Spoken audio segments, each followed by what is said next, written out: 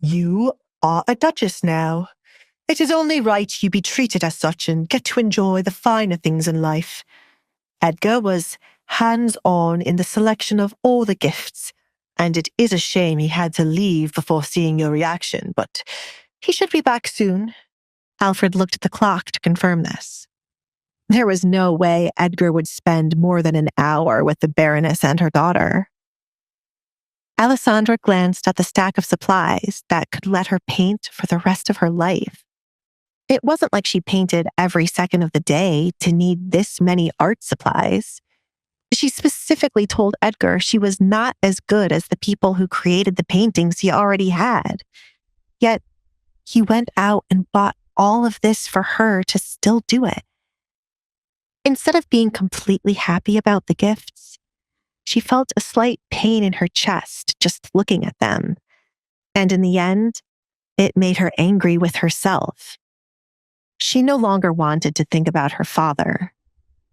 But the sight of how much Edgar had bought for her after she mentioned enjoying painting was far better than the canvas or paint she would get once every blue moon from her father. I must thank him as soon as he arrives. I will try my best to create new art for the house, she decided in the end. A good amount of money was already spent, and Edgar must have a lot of faith she wouldn't create ugly paintings for his home. It couldn't hurt to try, and if she failed, his old paintings could take their places. That's the spirit. Do you wish to inspect everything in here, see the next room, or do something else? There is much for us to get to this morning. I am eager to continue the tour, but I think if I don't eat soon, my stomach will start speaking to me. Can we grab a snack before breakfast and continue the tour? She asked. Alessandra underestimated how long it had been since she last ate something. Absolutely not.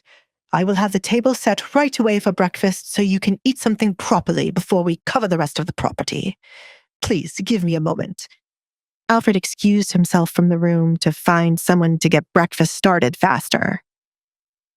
I like him, Alessandra commented after Alfred left. She viewed him as a father figure for Edgar, and perhaps he would be the same for her in the future.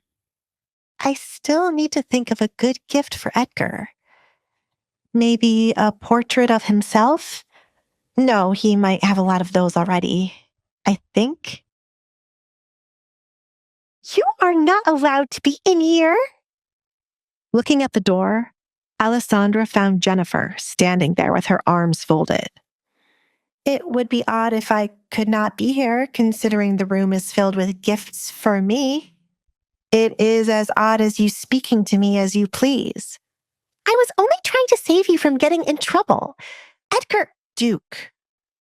Alessandra stopped Jennifer from once again referring to Edgar as if they were close. You must refer to him by his title. Jennifer grinned, feeling triumphant she was getting under Alessandra's skin. Of course someone like Alessandra would get jealous when a pretty woman was calling her husband's name so casually. I apologize, Duchess. I have gotten so comfortable with calling the Duke by his name that I have forgotten my place. You are a terrible actress, Alessandra commented. Jennifer was not good at masking her hate. You do something distasteful and then say an apology which has no sincerity in it. Remove the mask you're wearing. Alessandra looked away from Jennifer to inspect the gifts. Duchess, should I have someone bring the doctor? You are the only one wearing a mask to hide your face. I brought it to you this morning. Remember? Hey, I'm Alessandra. If you're wondering what happens next, download the Pocket FM app now and listen to the exciting episodes of The Duke's Masked Bride.